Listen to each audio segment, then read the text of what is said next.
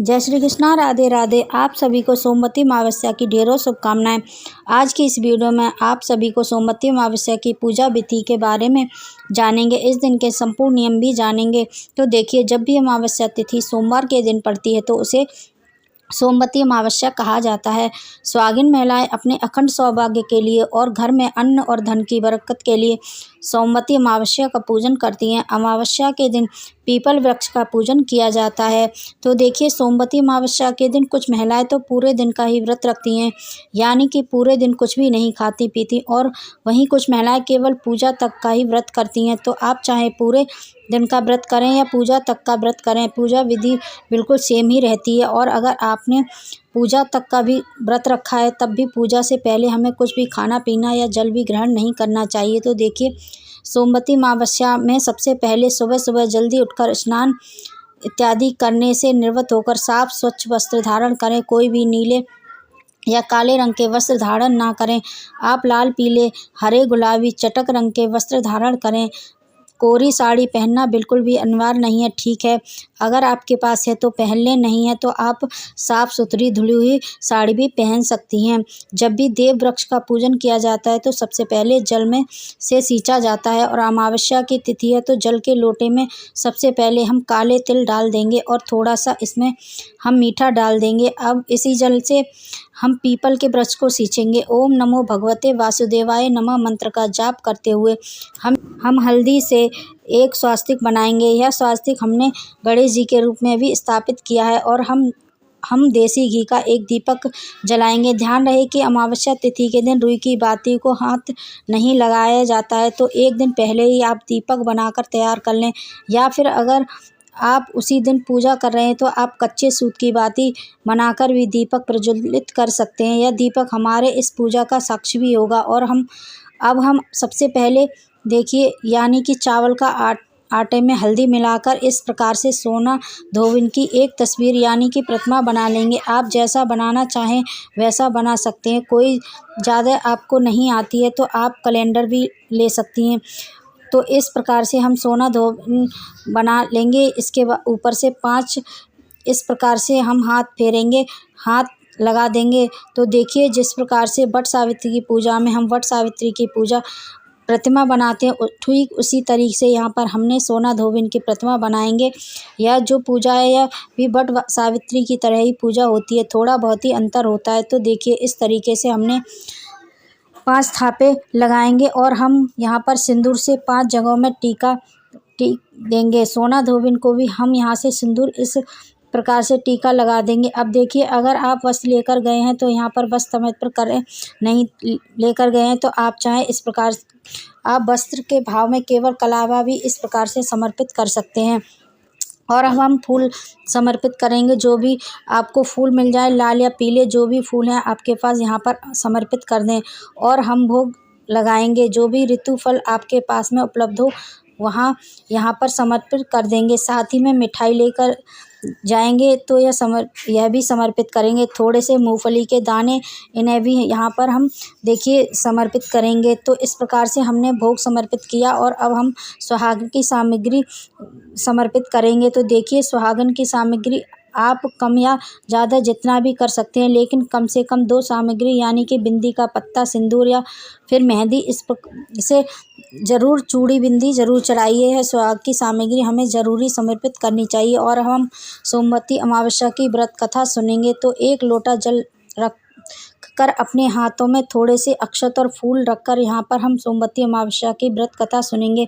सोमवती अमावस्या की व्रत कथा में कथा संपन्न होने पर जो हमने हाथ में अक्षत और फूल लिए थे उन्हें हम यहीं पर पीपल वृक्ष के नीचे जड़ में छोड़ देंगे, और अपने हाथों को जोड़कर अपने पति के दीर्घायु और अपने परिवार की बरकत के लिए प्रार्थना करेंगे। और अब हम पीपल वृक्ष की परिक्रमा करेंगे। तो देखिए, वैसे तो सोमवती अमावस्या की पूजा में 108 परिक्रमा की जाती है, लेकिन अगर आप में इतना सामर्थ्य नहीं है तो फिर आप 5, 7, 11, 21 परिक्रमा भी कर सकती हैं। और जब भी हम परिक्रमा करेंगे तो आप सिंदूरा अपने हाथ में लेते हुए करेंगे।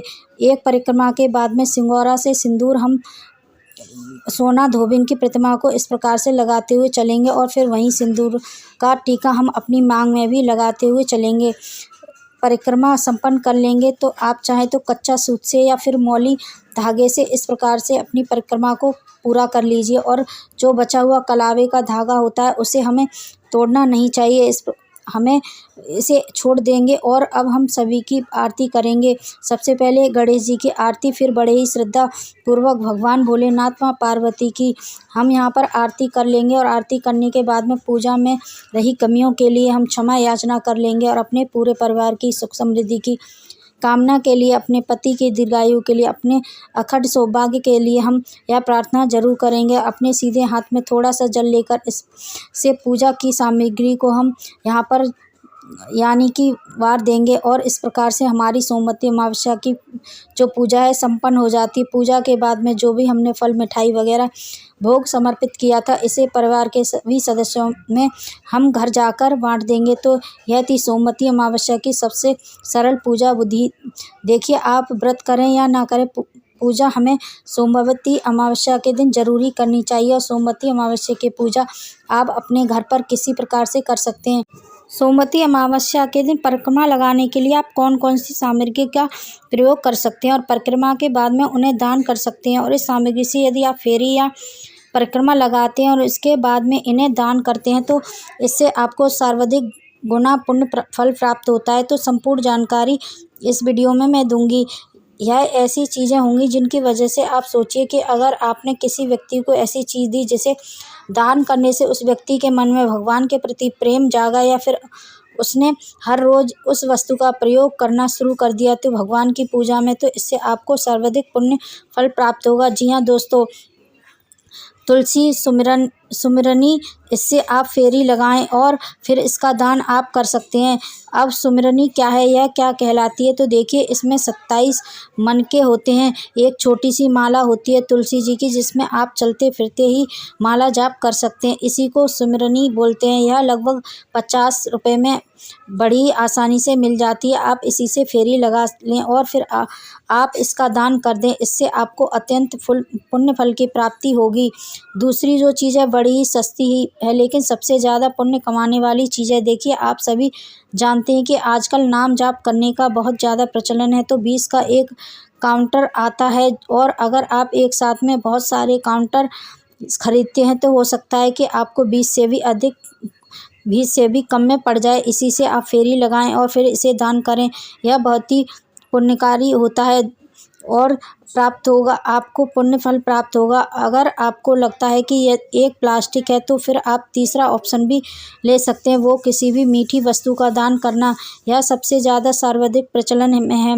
अधिकतर लोग इसी का दान करते हैं। और सोमवती अमावस्या की जो व्रत कथा है उसमें सोमा देवी जो थी उन्होंने भी शक्कर से ही फेरी लगाई थी। तो ऐसे में आप क्या कर सकते हैं, क्योंकि आजकल अधिकतर जो लोग हैं वह फ्रूटी वगैरह से भी फेरी लगाते हैं, वह हमें नहीं करनी चाहिए क्योंकि इसमें केमिकल मिले होते हैं। तो पुण्य की जगह पाप पड़ जाएगा, क्योंकि आजकल बहुत सारी ऐसी चीज़ें हैं जिसमें मिलावट होती है जिसकी वजह से किसी के शरीर में भी कुछ भी नुकसान हो सकता है। तो हमें इन चीज़ों का प्रयोग नहीं करना चाहिए। इसकी जगह आप चाहें तो गन्ने के रस से भी फेरी लगा सकते हैं। इसके लिए क्या करना होगा, 2 बाल्टियां आपको लेनी है। एक बाल्टी में आप गन्ने का रस लेकर जाएं, दूसरी बाल्टी वहीं पर रख दें। एक गिलास आप लें और गिलास में गन्ने का रस भरकर फिर आप उस गिलास के रस के साथ एक फेरी लगाएं। फेरी के बाद में जो गन्ने का रस गिलास में है उसे दूसरी बाल्टी में आप डालते हुए चलें। इस प्रकार से आप चाहें तो 108 फेरी लगाएं और